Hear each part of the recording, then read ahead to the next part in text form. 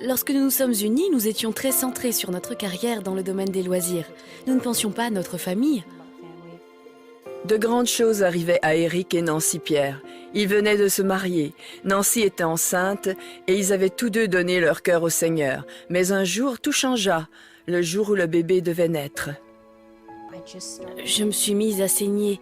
Je suis allée dans la salle de bain et quelque chose s'est ouvert. Je me rappelle lorsque je suis allé à l'hôpital. Nancy était à l'étage et ma belle-mère est descendue pour me dire que Nancy avait perdu le bébé. Je suis monté, j'ai vu le bébé, puis j'ai commencé à remercier Jésus de m'avoir permis de le voir.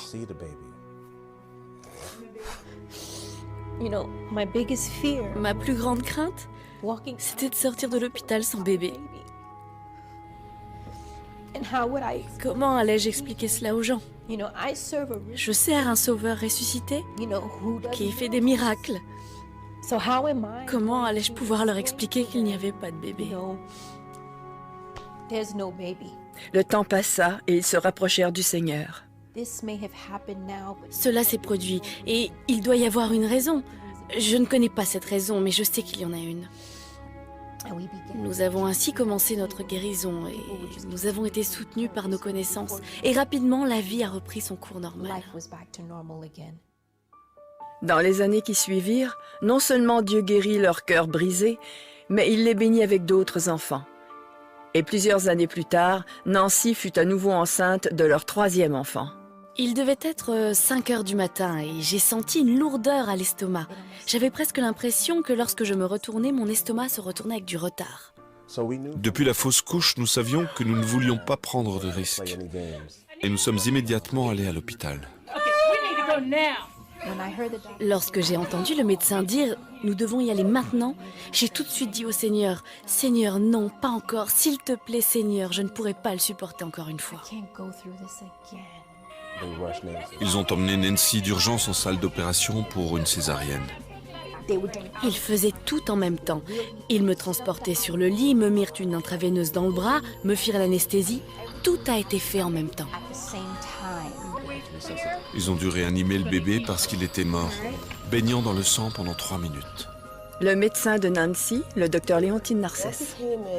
Nancy est arrivée avec une rupture du placenta, c'est-à-dire que son placenta avait commencé à se détacher de son utérus. C'est dangereux pour le bébé, car son approvisionnement en oxygène diminue. Cette condition est également dangereuse pour la mère. Le placenta détaché provoque une forte hémorragie qui finit par causer l'arrêt des organes vitaux. Elle avait un saignement interne. C'est là que c'est devenu vraiment grave, parce qu'ils ne savaient pas comment stopper cette hémorragie. Elle était dans un état critique, à 100% critique. J'ai eu l'impression que la vie quittait mon corps. J'ai vu mes doigts devenir bruns, sombres, comme si j'étais en train de mourir. Je savais que j'étais en train de mourir, mais j'étais tellement passive que je ne savais pas réagir ou répondre ou crier. Nancy? Je ne savais rien faire pendant tout ce temps et j'étais en train de mourir. J'avais besoin que Dieu intervienne rapidement. J'avais besoin de personnes qui savaient comment prier pour ouvrir les cieux. Avez-vous pensé que vous pouviez perdre votre femme? Nancy était dans le coma et bébé Pierre sous surveillance 24 heures sur 24. Tous deux étaient dans une situation critique. Y a-t-il eu un moment dans votre vie où vous n'avez pas fait confiance en Dieu, où vous avez dit « Seigneur, j'ai déjà vécu cela, je ne veux pas le vivre une nouvelle fois ». Je parlais à une amie au téléphone qui m'appelait tous les jours pour m'encourager et je lui ai dit « Il m'est difficile de faire confiance en Dieu dans cette situation parce que je ne sais pas ce qui va arriver. Comment lui faire confiance ?» Et elle a répondu « En lui confiant toute chose, ouvre-lui ton cœur. » Seigneur, j'ai besoin de paix, j'ai besoin de clarté d'esprit, j'ai besoin que tu me montres ce qui se passe. Je ne sais pas comment prier, mais je sais que je te loue. Est-ce que cela suffit, Seigneur? Que veux-tu d'autre? Est-ce que tu veux me briser? La famille et les amis prièrent jour et nuit pour Nancy et le bébé. Nous avons décidé de combattre par la prière. J'ai collé des versets bibliques partout, croyant que ces paroles de guérison allaient pénétrer sa chair. Son mari était là chaque soir, qui priait et lisait la Bible. La foi de cette famille était phénoménale. Quand est-ce que les choses se sont mises à bouger? Et quand avez-vous vu Dieu commencer à répondre à vos prières? Je me rendais à l'hôpital à pied. Il était tard, environ 21 heures. Et le Seigneur m'a rappelé un rêve que Nancy avait fait, dans lequel elle écrasait un hélicoptère à main nue. Qu'est-ce que ce rêve signifiait pour vous? Nancy pensait que Dieu lui donnait de la force, une force surnaturelle. Dès cet instant, j'ai su que Nancy allait s'en sortir.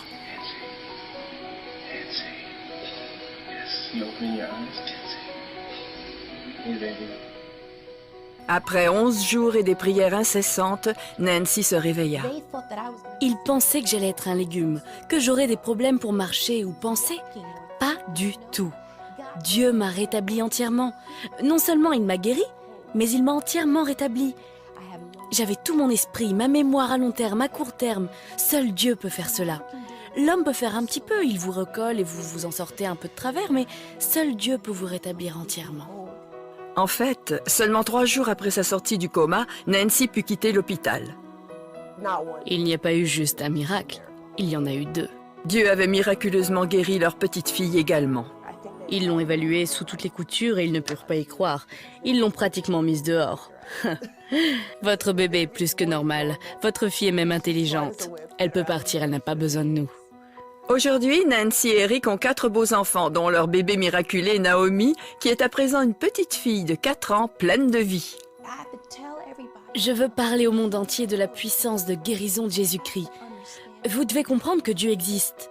Et si nous croyons vraiment dans la parole de Dieu, et si nous croyons que ce qu'il dit est vrai, nous n'aurons aucune difficulté à lui faire confiance à notre sujet. Ah, bon Dieu, tu es grand et tu es bon. Tu es tout-puissant et rien n'est comparable à toi. Toi seul as le dernier mot sur la vie de toutes les créatures. Et rien n'est trop difficile ou impossible à toi. Oui, toi seul est l'Éternel. Tu agis et réagis selon ta souveraineté. Qui peut s'opposer à Dieu? Ce témoignage poignant vient encore démontrer l'existence de Dieu manifesté en un seul, Jésus-Christ. Pas une idole, ni un devin, ni un fétiche ou système, mais Dieu, l'Éternel, qui n'est comparable à aucun autre. Je dis ce que je dis avec certitude, avec assurance. Voyez-vous, même comment le bébé et Nancy, dans ce coma profond, ont eu la vie miraculeusement. Et aux grandes dames de tous les médecins, scientifiques, sceptiques et ceux qui connaissent leur Sauveur, eux, ils l'ont invoqué et ils ont vu l'exploit de Dieu. Maintenant, vous qui suivez ce message, est-ce que vous connaissez ce Sauveur-là, mes amis? La vie a un nom, Jésus-Christ. Et je voudrais vous le présenter. Il est le Fils de Dieu. Arrêtez d'être choqués quand on dit cela. C'est le seul envoyé sur la terre pour le salut des hommes. Et il est le seul, saint, pur, sans péché, qui efface tous les péchés, parfaitement par son sang. Pas le sang des animaux ou humains sacrifiés. Oh non, pas ces abominations, mais le sacrifice parfait de Jésus-Christ, mort à la croix et ressuscité pour le seul, je dis le seul, qui a vaincu le mal, les démons et la mort. Même le temps me manque d'en dire plus. Alors ne restez plus spectateur ou indifférent. Donc mon ami, c'est le moment. Tu as besoin de Jésus-Christ pour vivre la vraie vie, sans compromission, sortir de toute œuvre morte autour de toi. Tu sais de quoi je parle? Je ne sais pas quelle maladie incurable, quelle détresse, calamité ou drame, ou probablement ce que tu as. Mais il y a une chose, la vie est dans le nom de Jésus. Si tu fais cette prière, sincèrement, Jésus vient dans mon cœur. Vois-moi maintenant, j'ai vu toutes les merveilles dans la vie des autres. J'ai besoin de toi, pardonne mes péchés et reçois-moi. Reçois-moi, je veux être ton enfant. Si tu as fait cette prière, alléluia à Dieu, tu viens de passer du stade de créature à enfant de Dieu. Désormais, tu as le pouvoir, selon l'évangile de Jean. Prends la Bible, la parole de Dieu. Écoute ton Seigneur. Fréquente une église vivante et vis à jamais. Amen. Que Dieu te bénisse. Merci, Massi. Merci. La vie est dans le Fils. Et ce Fils est là, à ta porte. Ne nous quittez pas. À tout de suite.